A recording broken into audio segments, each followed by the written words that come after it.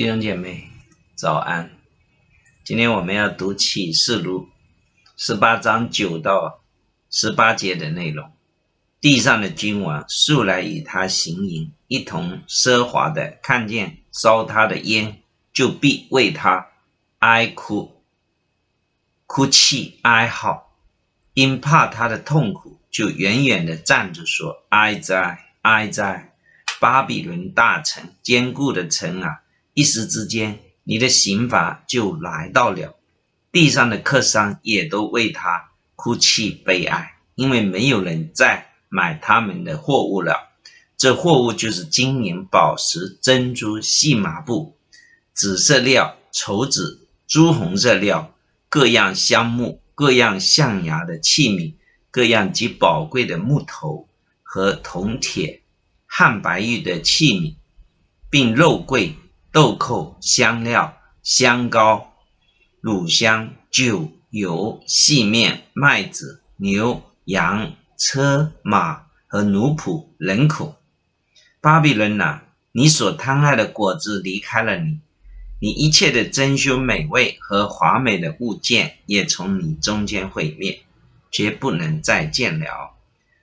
贩卖这些货物借着他发了财的客商，因怕他的痛苦，就远远地站着哭泣悲哀，说：哀哉哀哉，这么大城啊，素常穿着细麻紫色朱红色的衣服，又用金子宝石和珍珠为装饰，一时之间这么大的富厚就归于无有了。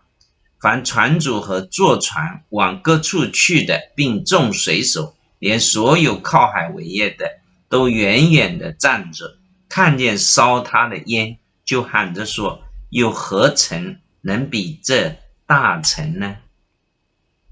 阿们。今天读经就到这里。今天这轮经文讲到三类人一起哀号。第一类是君王，第二类是贩卖货物发财的商人，第三类是靠海为业，因巴比伦的珍宝而富足的人。因城倾倒而损失惨重的人都一同举哀，没有一个人是真正爱城，大家爱的只是借城而得的利益啊。敌基督与地上的王还有商人勾连在一起，似乎得了权柄，然而一时之间刑罚就来到了。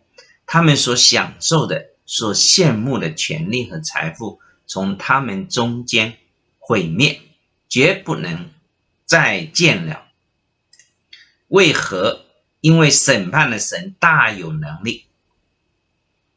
由此我们知道，世上的权力和财富虽然看起来很辉煌，威力很大，有权又有钱，很令人羡慕，然而若是神不喜悦，就存留不住。疫情一来，海啸一来，地震一来，都成了废墟，因为上帝必要审判。当然毁灭并不是上帝的目的，建造新的国度才是上帝的目的。上帝是为了建新才拆旧，而撒旦却是为了毁灭而毁灭。基督徒面对大灾难就有盼望，因为知道基督快要再来了，真正的公义就要在地上实现了，基督要在地上真正掌权了，地上的国要完全成为我主我基督的国了。主说：是了，我必快来。